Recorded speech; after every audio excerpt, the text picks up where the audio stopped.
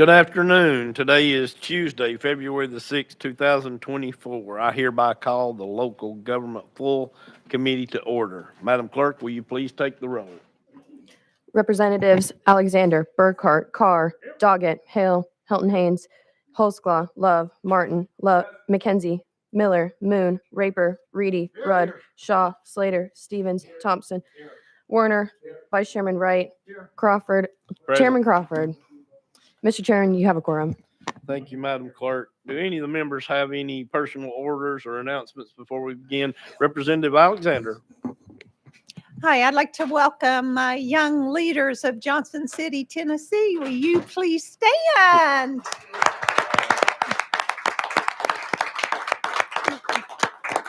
Chairman and members, this is a group from Johnson City out of our chamber that are businessmen and women looking to make a difference in policy. So I'm glad y'all can welcome them here. Thank you. I'm glad y'all could be with us today. We welcome all of our guests to Full Local. So hopefully it won't be too exciting, but maybe a little bit. So we'll see. Any other announcements or personal orders? Seeing none, we're ready to move into business today. I have 4 bills on the calendar. We will take up some of those, and then we'll have to deal with the others. Without objection from the committee, I'm going to recognize Chairman Hale on House Bill 1621 from the desk. Proper motion and second. Representative Hale, you are recognized. Thank you, Mr. Chairman and committee. This is a local bill for DeKalb County.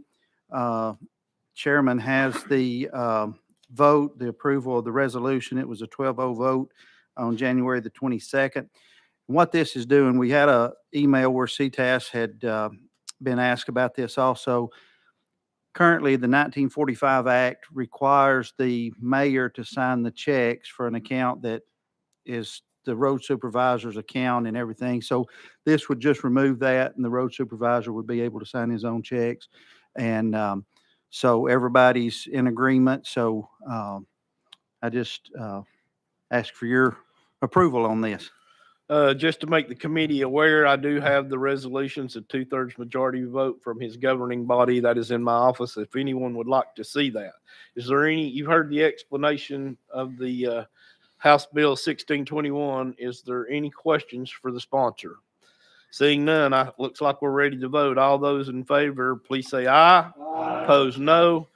Bill moves on to calendar and rules. Thank you, committee and chair. Next on today's agenda is House Bill 1649 by Representative McLaren. Got a proper motion and second. Representative McLaren, you're recognized on 1649.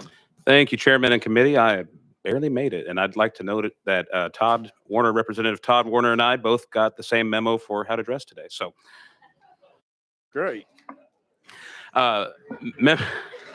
Members, this is a pretty clear-cut bill. Sorry about that. I've got a motion on the floor for summer study. No, I'm kidding. I retract my previous comments, Mr. Chairman. You're recognized, sir. Members, this is a pretty simple, clear-cut bill. Currently, if a local election commission uses public schools or public charter schools for polling places on the general election, out of safety concerns, that is an in-service day. Children are not present when they are voting. What this bill does is add to the law the March presidential preference primary. And it's just out of an abundance of caution. Unfortunately, we live in a world now where we have to be concerned on who has access to our schools when our kids are there. And I think a pretty clear-cut bill. So I stand ready for questions. You've heard the explanation from the sponsor. Representative Martin, you're recognized. Thank you, Representative McAlpin. Question, do you have any idea how many schools that this will affect, that they will choose no longer to be polling places? Representative McLaren. Thank you, Chairman. Representative Martin, I don't have the number of schools. I do know, I want to say there's north of 70 counties are already planning on being closed for the Super Tuesday. And my understanding is the rest of the counties are not closed, or fairly rural counties. But I would imagine it's not that large of a number. Representative Martin for a follow-up. Next on our list is Representative Raper. Thank you, Mr. Chair. I just want to say, as a former educator, I think this is a great bill. There's several times in a school that people get lost, and they're not intentionally trying to be in the school, but they end up out there, which is a safety concern. So thank you, and I sure appreciate the bill. Next on the list is Chairman Rudd. Thank you, Mr. Chairman. I believe when in elections and campaign committee, we discussed this, and I asked Director of Elections, Mark Goins, he's in support of the bill, and he pointed something out to me as well as you did, that there's already, 4 built-in in-service days, so if they do have to close in some of the counties, there shouldn't be an issue. Also, I asked my county elections administrator to call around to other administrators, and no one has complained about it to me, so. Response, McLaren? Yes, sir, Mr. Chairman. This actually came, and this is to Representative Raper's point. This came to me from a concerned teacher in Williamson County. I ran it by our Superintendent Golden, as well as several members on our school board, and they were very supportive of it, to the point of thanking me for bringing this bill. So I appreciate the comment, sir. Representative Shaw. Thank you, Mr. Chairman. I think you just answered my question. I know we talked about it this morning, but you did say it actually came from some folks in your county. Representative McLaren. Yes, Representative Shaw did. It was a teacher who was concerned that our doors were, for all intents and purposes, going to be wide open on Super Tuesday. Next on the list is Chairman Doggett. Thank you, Mr. Chairman. And my question was kind of what Chairman Rudd had alluded to there, but some of these school districts that use the schools, the buildings in election day may have just went ahead and closed school for the whole district. Would this, if we put this in code, that will alleviate one of those days that they are required, that they're having to burn, maybe that they would have to go an extra day at the end of the school year? Representative McLaren. I'm not sure I follow this. It would be used as an in-service day. Right now and currently for November, state law does allow the school district to call that an in-service day. Currently, right now, the school district does have an option to close. All this does is change it to where it's a mandatory closure if they're using the school system. Chairman Doggett for follow-up. Yes, sir. Thank you. So it's not going to affect their number of days that they have to meet in school. It's going to, if anything, this is going to help them out because they're not having to burn one of those in-service days that they would, if they normally had 4 that they scheduled. This wouldn't affect that in any way. Representative McLaren. Chairman Doggett, to my understanding, that yes, correct. You are correct. Schools right now in Williamson, for instance, if this were not to pass, they'd have to use one of their inclement weather days in order to make up for it. The in-service day just allows the teachers to still be paid and not have our kids in a position to compromise safety. Thank you. You have heard the explanation and the discussion on House Bill 1649. Is there any more questions for the sponsor? Question has been called on the bill. We're ready to vote. All those in favor of House Bill 1649 moving on to calendar and rules, please say aye. Opposed, no.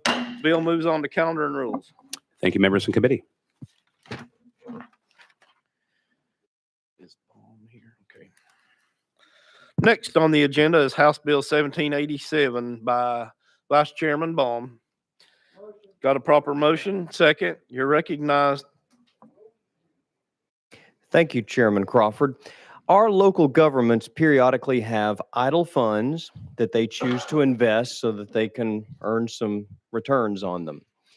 Currently, the state provides some guidelines on how our local governments can do that. Our local governments are required to invest these funds in securities that are at the highest rating according to at least 2 credit rating sources. Our local governments undoubtedly have invested in some U.S. debt securities. Recently, Fitch has joined Standard & Poor's in downgrading the credit rating of our U.S. debt securities from AAA to AA plus. And so we need to revise our code so that our local governments will be in compliance. This is a bill that would require local governments, when they invest these idle funds, to invest them in securities that are rated at least as high as U.S. debt securities, according to of the 10 credit rating sources that are provided by the SEC. Representative Baum, does this have statewide application? It would affect all local governments, yes. First I have on the list, Representative Martin.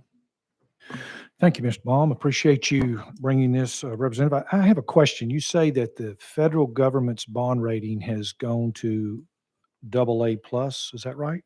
Yes. Representative Baum. Sorry. Yes. There are a number of credit ratings. Mhm. Some number of years ago, S&P downgraded U.S. debt securities to AA+. Fitch is a second one of these ratings, and it has just downgraded U.S. Treasuries. So when is the last time that the U.S. Treasury bond has dipped this low in bond rating? Was In- it 10 years ago, 20, Representative 30? Baum. In my memory, I don't recall U.S. debt securities being downgraded like this until Standard & Poor's did. Representative Martin. Well, it's concerning that the debt that's in our country, and when you think about how our state, and Chairman, I'm probably getting off the bill and I apologize. And so I'll call myself on the bill, but it's a shame of what's happening in our country with the Thank you debt. for Thank your you. comments. Any other questions for the sponsor on 1787? Question has been called on the bill. We're ready to vote to move out House Bill 1787 to calendar and rules. All those in favor, please say aye. Opposed, no.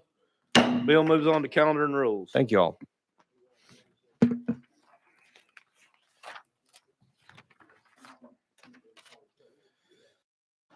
Next on the agenda is House Bill 1790 by Representative Martin. Proper motion and second on the bill. You're recognized on your bill 1790. Thank you, Chairman and Committee. Good afternoon. This bill comes to me from our friend, the Comptroller. We're working to make government work better by protecting the integrity of the Certified Municipal Financial Officer and Certified County Financial Officer programs. Currently, that test bank is not confidential, which means somebody could see the results from their last test and share those results to the next person who could potentially use that to pass the test without studying, which isn't what we want. So this closes that loophole, protects the integrity of that test by making those test answers confidential. Also, it updates the CMFO course curriculum to make it current with the latest topics. With that, Chairman, I stand ready for question. You've heard the explanation of House Bill 1790. Is there any questions? Seeing none, we're ready to vote. All those in favor of House Bill 1790, moving on to calendar and rules, please say aye. Opposed, no. Bill moves on to calendar and rules. Thank you, Chairman and Committee. That's all the bills I have for today. I did want to tell everyone that's watching on TV and our guests with us, when you see people up moving around, going in and out, these are members more than likely that has to present bills in other committees, and they're not just walking out. They have a schedule that's very tight, and so we try to work with everybody. I see personal orders and announcements. Representative Love. Thank you, Mr. Chairman and committee members. I would like to have my niece and her colleague to please stand. They are here with the Nashville Pencil Foundation. They help link the community and resources to our public schools. So glad to have them here with us this morning. Thanks for being with us today. Is there any more announcements or personal orders? Got a proper motion that we adjourn? Is there a second? We are adjourned.